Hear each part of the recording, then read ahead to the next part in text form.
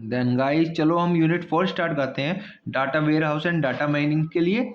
और उससे पहले आप यूनिट 1 एंड यूनिट 2 और एंड ऑल यूनिट 3 भी आप देख लेना, तभी आपको यूनिट 4 भी समझ में आएगा। और गाइस ज़्यादा दिन बचे नहीं है, तो इसलिए मैं आपको ये शॉर्ट रिवाइज में आपको इसे कंप्लीट करवा दूंगा।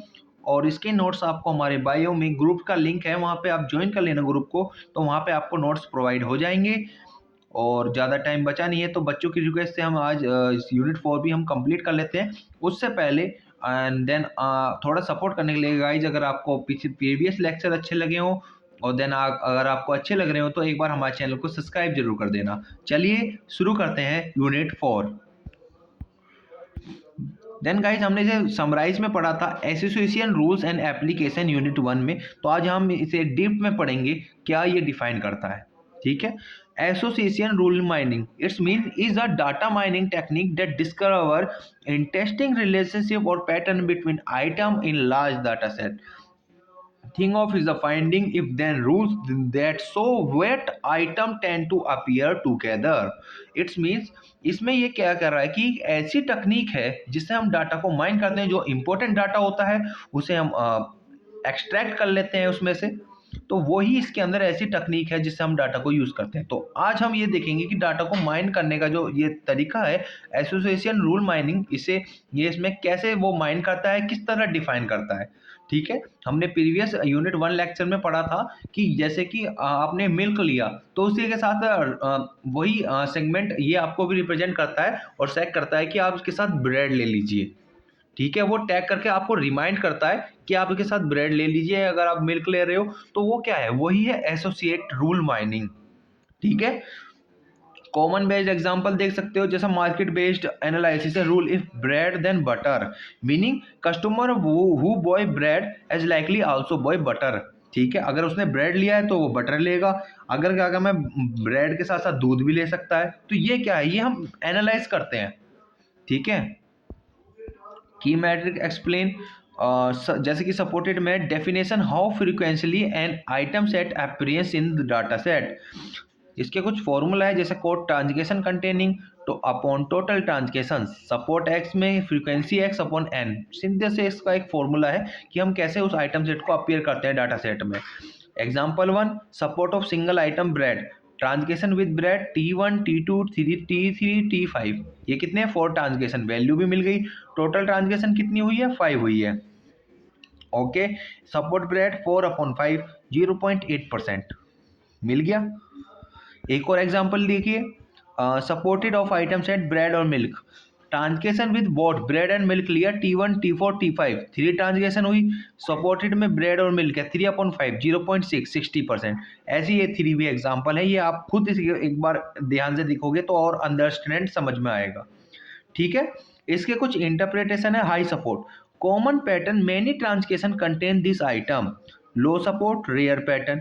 मिनिमम सपोर्ट थ्रेशोल्ड मतलब typically set of user, example minimum support 0.5% और 50%, ये इसका एक मिनिमम सपोर्ट थ्रेशोल्ड हो गया। ओके,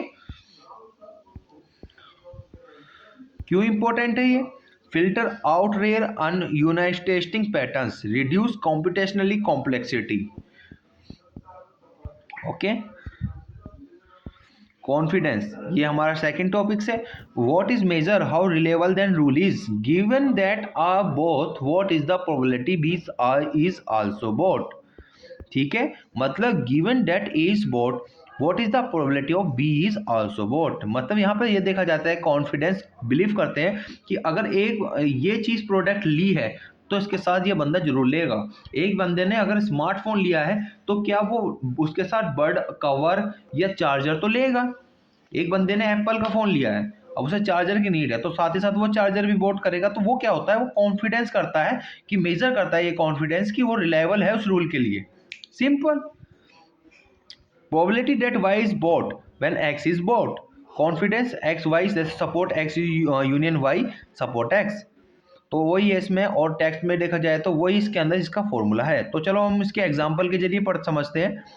जैसे कि एग्जांपल 1, सपोर्ट ब्रेड और मिल्क 3 और 5 0.6%, जो पीछे पड़ा था ब्रेड 0.8%। तो अब इसमें देखो 0.6% ब्रेड मिल्क लेगा बंदा, 0.8% ब्रेड लेगा सिंगल ही सिंगल, तो उसका जो आया तो 75% आया।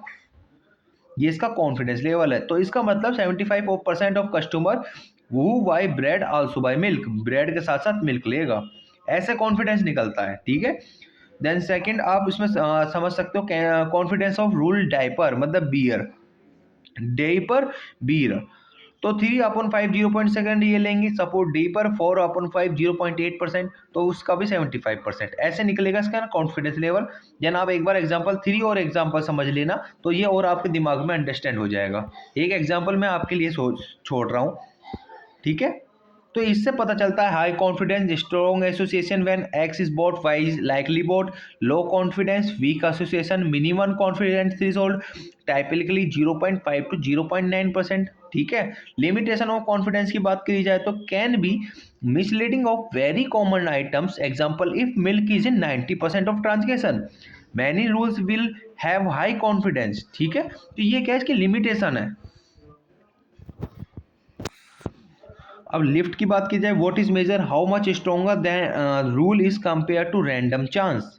फॉर्मूला है lift A greater than B, confidence A greater than B, support B lift A greater than B, support B is confidence A greater than B. तो ये इसके लिफ्ट्स होते हैं। इंटरप्रिटेशन की बात की जाए तो lift one no association A and B are independent, lift greater than b positive association a and b appears together more than expected, lift less than one negative association मतलब a and b appear together lesser than expected। Example के लिए support butter 0.25%, confidence bread butter, तो यहाँ पे क्या है 0.67% आता है। तो लिफ्ट यहाँ पे क्या कर रहा है, उस वैल्यू को होल्ड कर रहा है। This mean bread and butter are 2.68 times more likely to be bought together than if they were unrelated. कि गाइस ये एक सिंपल टेबल बनाई है आपके लिए प्रोवाइड की है, जिससे आप अंडरस्टैंड समझ सकें ये क्या क्या डिफाइन हो रहा है, तो ये आपके लिए बेनिफिट हो जाएगा। तो ये एक बार टेबल को मैंने आपको एक्सप्लेन तो पीछे कर दिया है, देन आप एक बार दोबारा देख लेना, तो इससे आपको इसे एनालाइज करने में आसानी हो जाएगी। अब पढ़ते हैं algorithm for association rule mining. क्या इसके अंदर एल्गोरिथम लग रहे हैं, जैसे priori algorithm use downward closure property if an item set is frequent all its subsets also frequent multiple database scans. ठीक है। Then second is FP growth मतलब frequently pattern growth, build a compact fact fp tree structure, then second faster than a purely only two dataset scans। ठीक है। Then इसके application है market based analysis है, cross selling strategies है, तुम्हारा store layout planning है, web uses mining है। ठीक है। मेडिकल डायग्नोसिस में यूज हो रहा है। अब हमारा सेकंड पॉइंट आता है large item set and algorithm. ठीक है।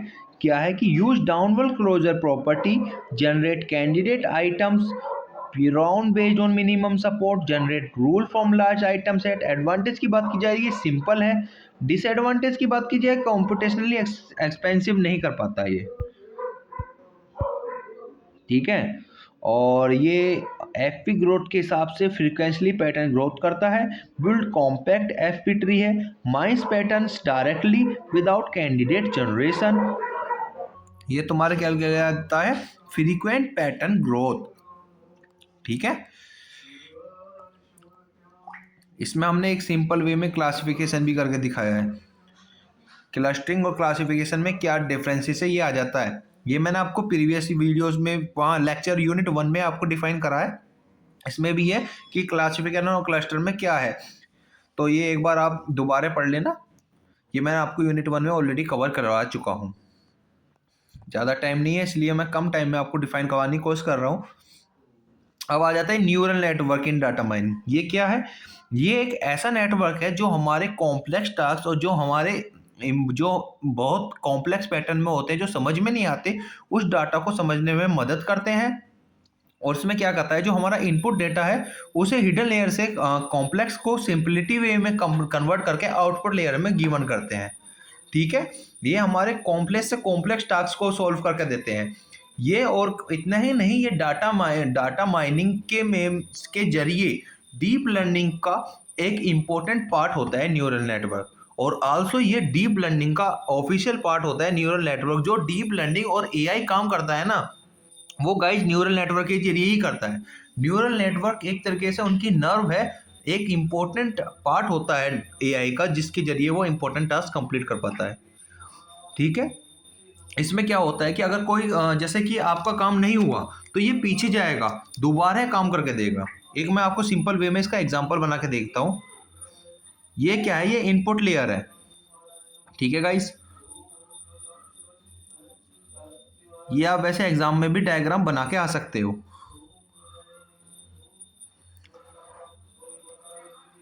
सॉरी, एक बार दोबारा बना देता हूँ।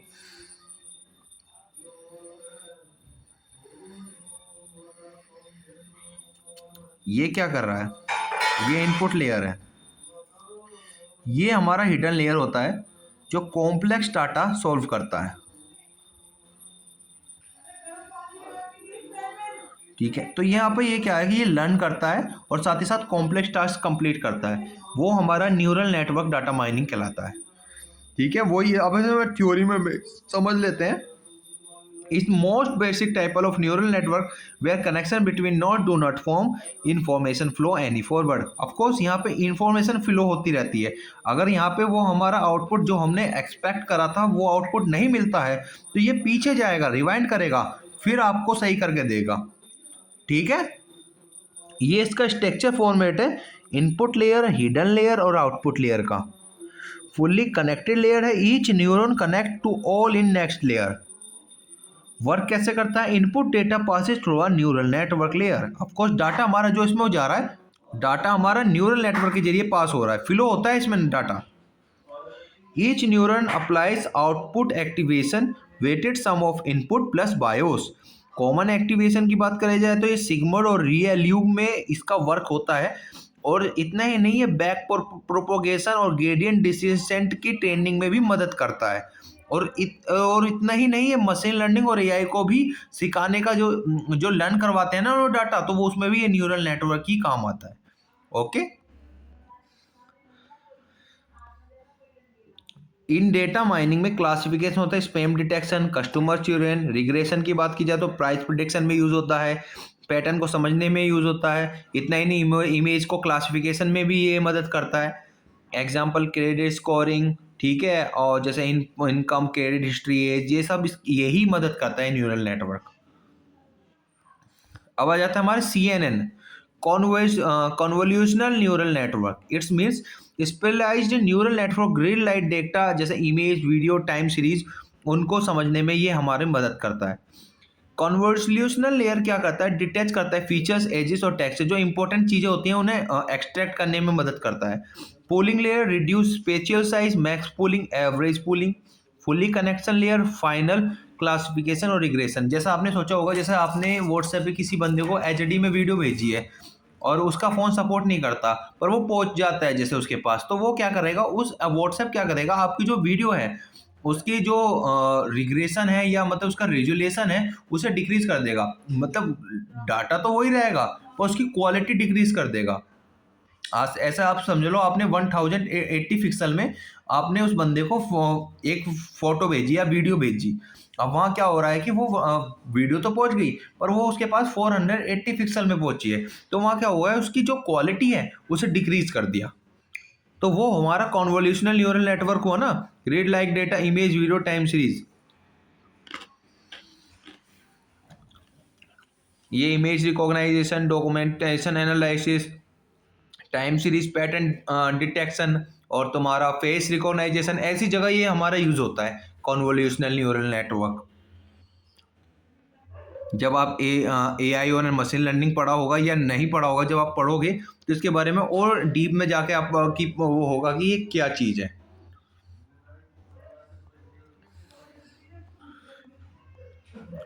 रिकरेंट न्यूरल नेटवर्क, ये एक तरीके से बैक प्रोपगेशन की तरह चल रहा है कि अगर काम नहीं होता है तो ये पीछे जाएगा, फिर दोबारा काम करता रहेगा, तो उसे ही हम रिकरेंट न्यूरल नेटवर्क कहते हैं। वही इसमें लिखा है feedback connection, it's manually memory of previous input. इतना ही नहीं, रिकरेंट हमारा न्यूरल नेटवर्क का ही टाइप है।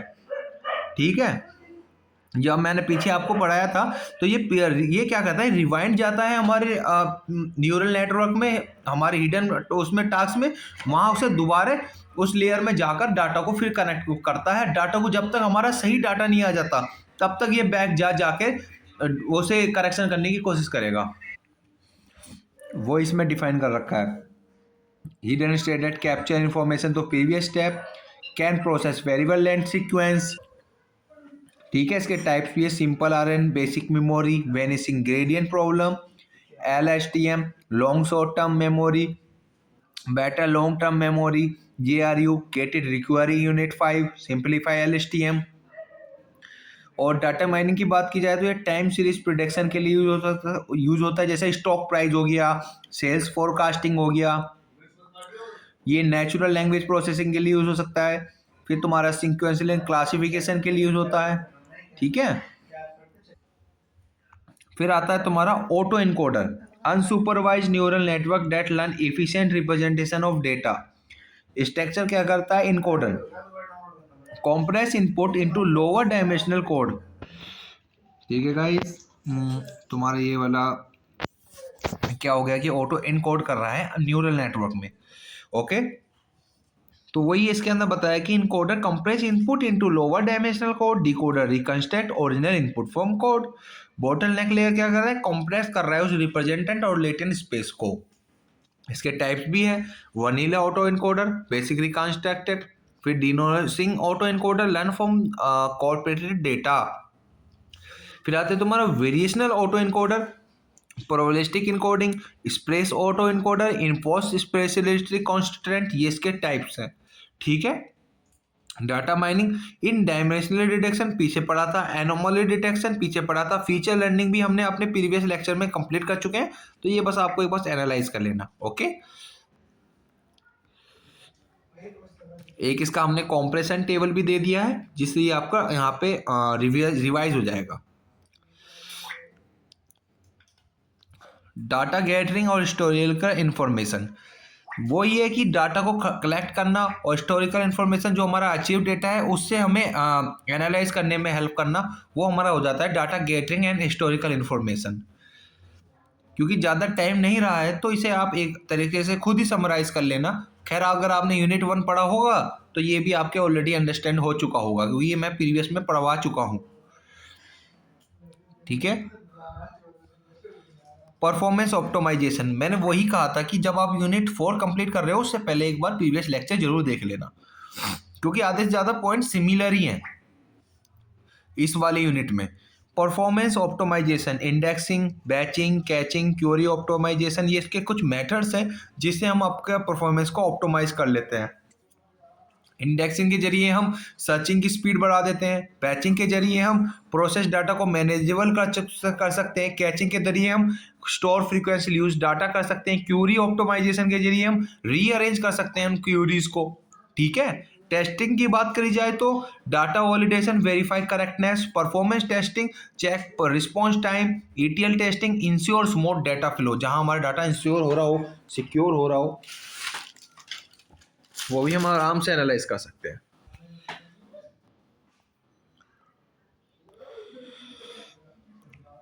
अब आ जाता है data ware recent trends and application, ये भी हमने प्रीवियस यूनिट 1 में पढ़ाया था।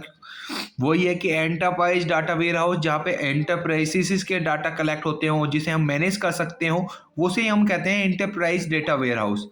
एक बार पढ़ लेते हैं, आ centralize comprehensive repository that integrate data from all department and system across on entire organization, तो वो हमारा कहलाता है एंटरप्राइज डाटा वेयर हाउस।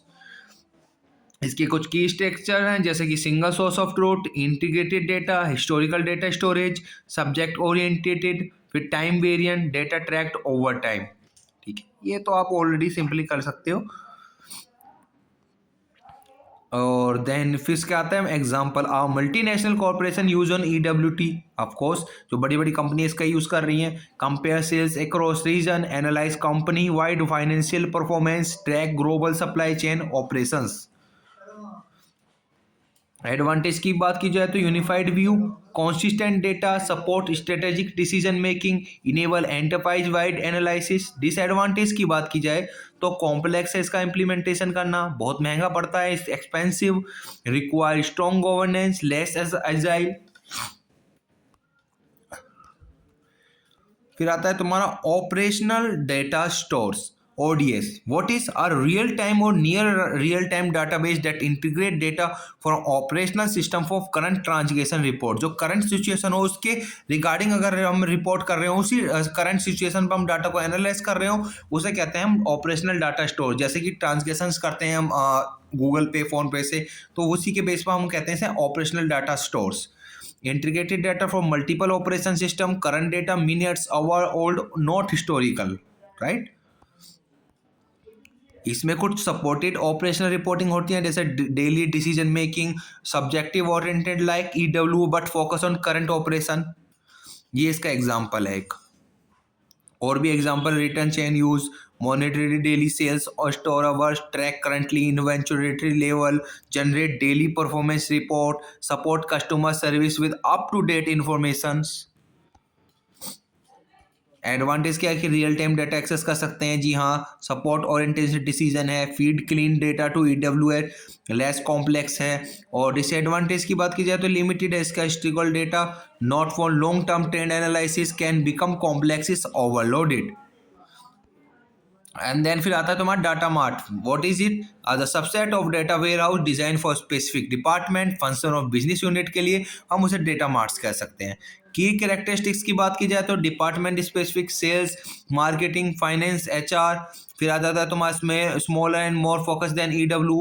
फिर faster implementation, weeks, months, can be dependent fit from EW for EDW और independent stand alone, optimize for specific queries. इसके भी types है, dependent data mart, independent data mart, फिर हाइब्रिड। ठीक है, इसका architectures भी है, वो इसके एग्जांपल सेल्स में यूज होता है, मार्केटिंग में यूज होता है, HR के यूज में होता है ये डाटा मार्ट।